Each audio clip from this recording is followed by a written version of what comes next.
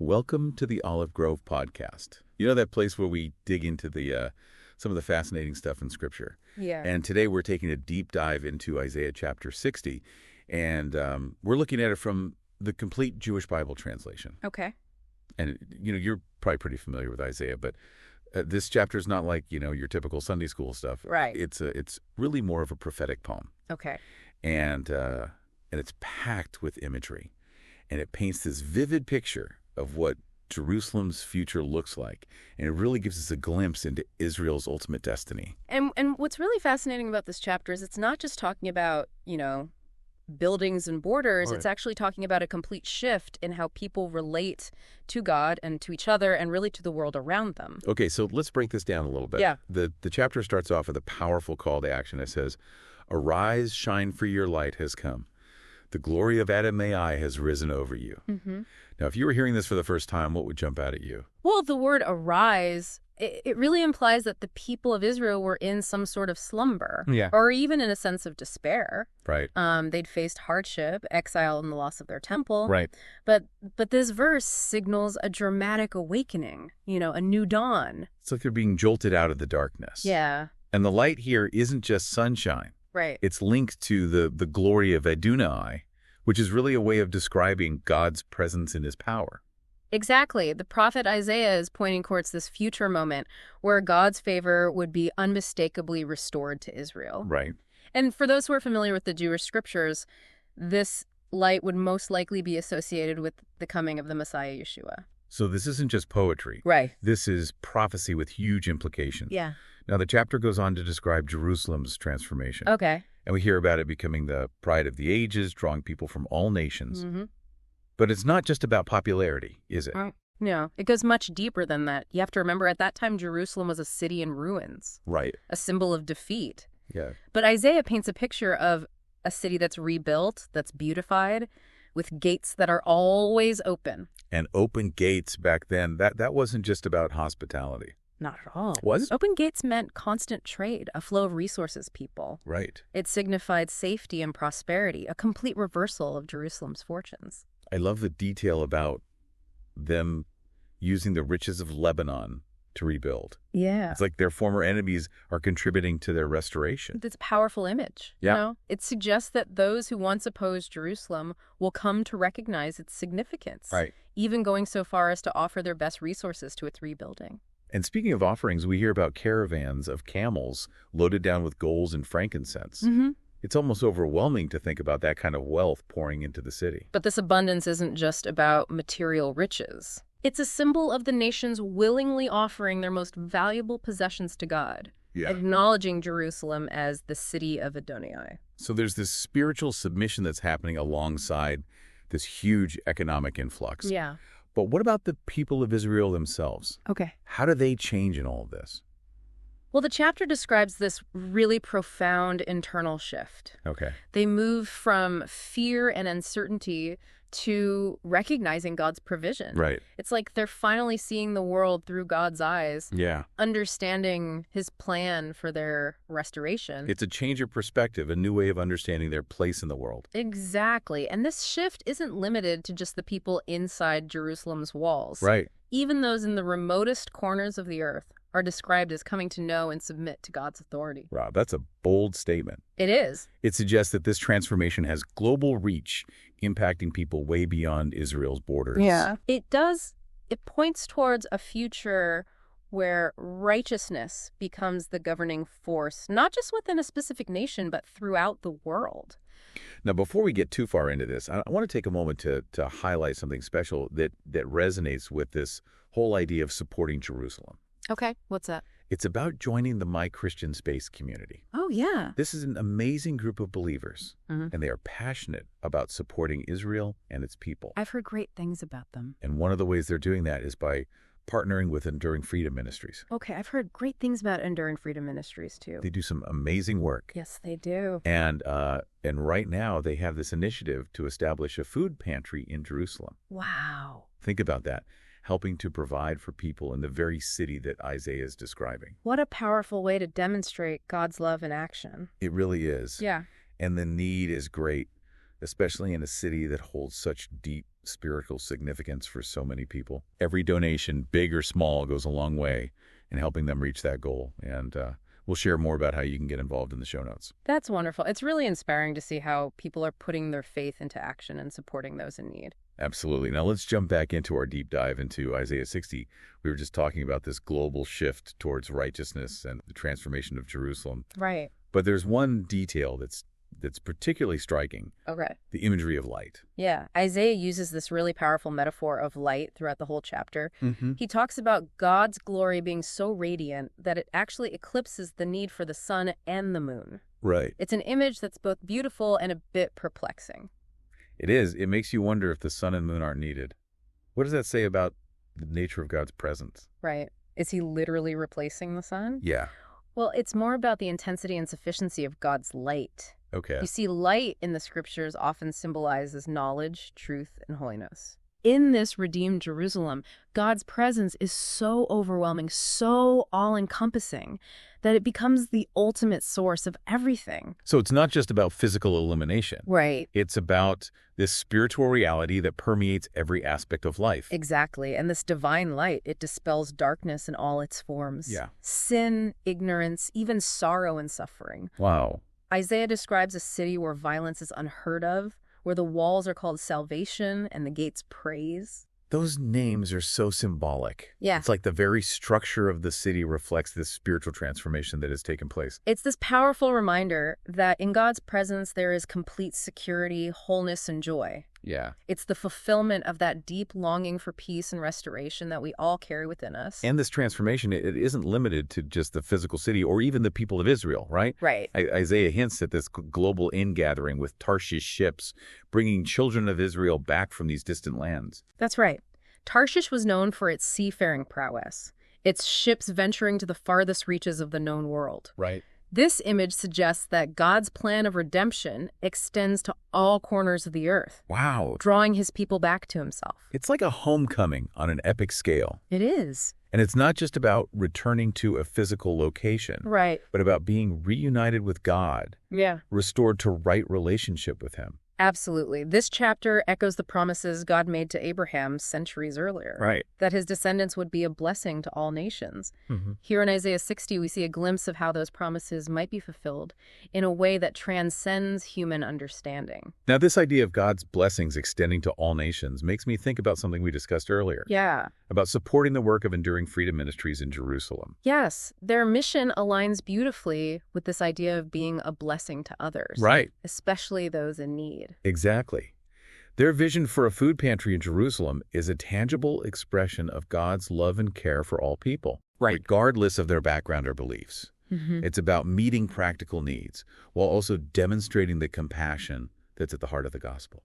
And it's a reminder that we can all participate in this work of restoration even from afar. By supporting their efforts, we're partnering with God in bringing hope and healing to a city that holds deep spiritual significance for so many. It's a beautiful way to connect with the themes we're exploring in Isaiah 60. This idea of abundance, generosity, and the interconnectedness of God's people. We'll make sure to include all the details on how you can get involved in the show notes. I'm sure many of our listeners will be moved to contribute to such a worthy cause. Now let's get back to the heart of Isaiah's message. Okay.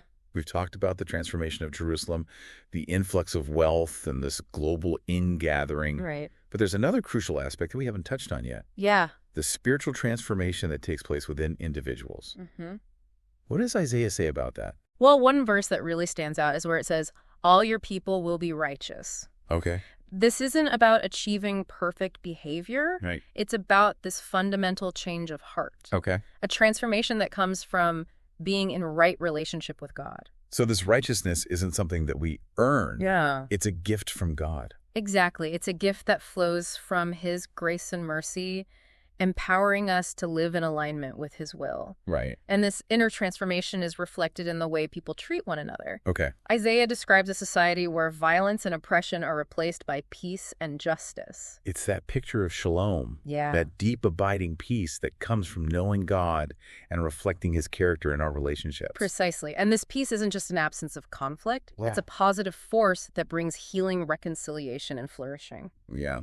Isaiah describes a city where even the weakest become mighty, the smallest grow to 1,000. Right. It's a vision of God's power to transform and multiply both individually and collectively. Now, it sounds pretty amazing, but I'm curious about the timeline. Okay. When does all this happen? Yeah. Does Isaiah give us any clues? Well, there's a sense of urgency in this chapter with phrases like, when the right time comes, and it will happen quickly. Okay. It suggests that God is orchestrating events according to his perfect timing. Mm-hmm. And when that time arrives, the transformation will be swift and decisive. It's almost like a sudden breakthrough. Yeah. A moment where everything shifts. It is, and it reminds us that even when things seem dark or hopeless, God is working behind the scenes. Aye. His plans may not always unfold according to our expectations, but we can trust that he is faithful to his promises. When speaking of trusting in God's faithfulness, Yeah, I want to circle back to the work of Enduring Freedom Ministries. absolutely. It's a great example of how we can practically live out the message of Isaiah 60. Their efforts to establish a food pantry in Jerusalem are not only meeting a critical need, Right. but also embodying that spirit of generosity and compassion that Isaiah describes. It's about recognizing the interconnectedness of God's people and responding to those in need with tangible acts of love. And it's an opportunity for us to participate in the restoration of Jerusalem, even from a distance. Yeah. Every donation, every prayer helps to advance their mission and bring hope to a city that holds deep spiritual significance for so many. It's a powerful reminder that we can all be part of God's work in the world, Yeah, no matter where we are or what our circumstances may be. that's right. Now, getting back to Isaiah 60, Okay. there's one particularly intriguing detail that I'd love to explore further. Okay, what's that? It's that image of drinking the milk of nations and nursing at royal breasts. What do you make of that? Mm-hmm. And how does it fit into this overall picture of transformation? Well, that imagery is definitely striking. It is. It sounds almost intimate. What's Yeah. the deeper meaning there? Right. Well, it's a metaphor, of course, Okay. but it's a powerful one. Think about what milk represents: nourishment, sustenance, even comfort. In this context, it suggests that the nations that once opposed Israel will actually become a source of blessing and support. So it's not just about political alliances or economic partnerships. It's about a much deeper level of interdependence and shared prosperity. Exactly. The nations will contribute their resources, their knowledge, their unique gifts to the flourishing of Jerusalem. Wow. It's like the world is recognizing the value and importance of God's chosen people, offering their best to support their well-being. It's almost like a complete reversal of the power dynamics we see throughout history. It is. Instead of exploiting or oppressing Israel, the nations are willingly pouring in their resources and support. It's a radical vision of reconciliation and unity. Yeah. And it reminds us that God can use even those who were once enemies to bring about his purposes. This whole chapter is just overflowing with these vivid images and symbolic language. It is. It's almost like stepping into a different world, Yeah. a world that's transformed by God's presence and power. It is. And that's precisely the point Isaiah is inviting us to imagine a reality where God's reign is fully realized, where his light shines so brightly that it dispels all darkness. Wow. It's a glimpse of the future, that God is working towards a future where his people are restored, his creation is renewed, and his glory is manifest in all its fullness. It's both inspiring and challenging, isn't it? It is. Inspiring because it gives us hope for a better world. Right. And challenging because it calls us to align our lives with God's purposes. Yeah. If this is the kind of future that God has in store, how should we be living today? That's the question we should all be asking ourselves. Yeah. Isaiah 60 isn't just about a future event. Right. It's a call to action for the present. Okay. It's a reminder that we're not passive spectators in God's story. We're Right. active participants. So what does that look like practically? How do we arise and shine in our own lives and communities? Well, it starts with recognizing the light that's already within us. We've been given the gift of God's presence, his Holy Spirit dwelling in us. Right. That's our source of light, our source of strength, our source of hope. But it's not enough to just have that light within us, is it? Well, We're called to reflect it outward, to let it shine into the darkness around us. exactly. That can take many forms: acts of kindness, words of encouragement, standing up for justice, sharing the good news of God's love. Right. It's about being a beacon of hope in a world that often feels shrouded in darkness. And it's about recognizing the value and dignity of every human being, regardless of their background or beliefs. Yeah. Just like the nations are described as bringing their best to Jerusalem, We should be looking for ways to bless and serve others, even those who might be considered our enemies. That's the heart of God's kingdom, isn't it? Yeah. It's about breaking down barriers of division and prejudice, building bridges of understanding and compassion. It's about working towards that vision of unity and peace that Isaiah describes so beautifully. And it's about supporting those who are already working towards those goals. Right. That's why I'm so grateful for ministries like Enduring Freedom Ministries, who are putting their faith into action, Yeah. meeting practical needs and sharing the love of God in tangible ways. Their vision for a food pantry in Jerusalem is a powerful example of what it means to arise and shine in a very practical way. Yeah.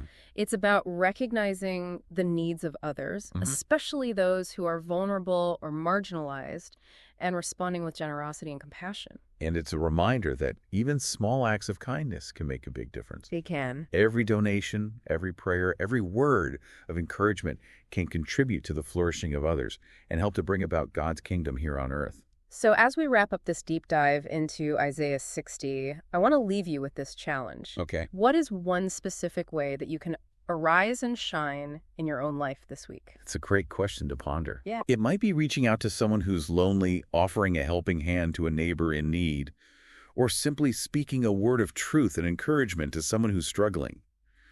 The possibilities are endless.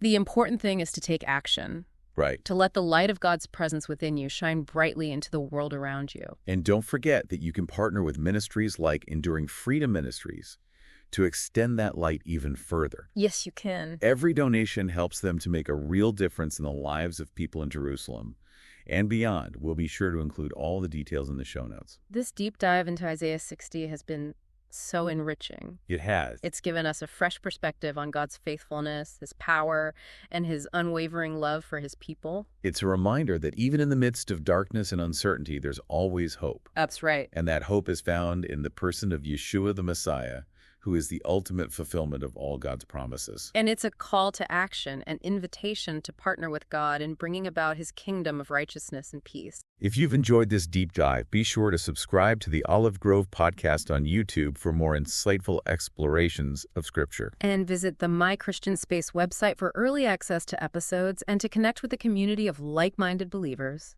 Until next time, may the light of God's presence guide your steps, and may his peace fill your heart.